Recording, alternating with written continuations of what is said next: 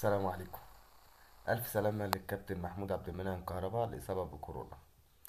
الإصابات تضرب الأهلي بشدة، ونزلات البرد تصيب الفريق بغباوة.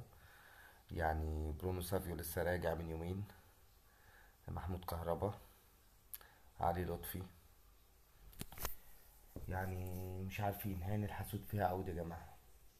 حتى النهاردة كمان إصابة بعيدة عن النادي، محمود متولي مع المنتخب فشد في العضلة الخلفية. فعرفنا ان النادي الاهلي النهارده بدأ تعقيم الفريق، تعقيم النادي كله لحد كل حاجه بيستخدمها الفريق الاول لكرة القدم. يعني تعقيم النادي كله تقريبا، من اول البوابات للمدرجات للاستاد للحاجات اللي بيتدربوا بيها للكور. وربنا يستر، يعني اول حالة كورونا اهو، وربنا يستر. انتوا عارفين يعني كذا لعيب غاب الفترة اللي فاتت دي بسبب الإصابات.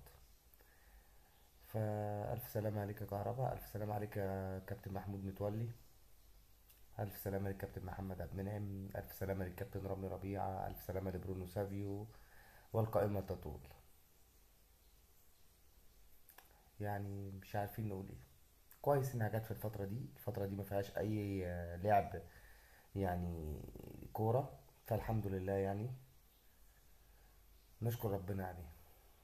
ولو ليكوا سؤال اكتبوه لي في الكومنتات، وما تنسوش تدعوا لي وتتابعوني. السلام عليكم.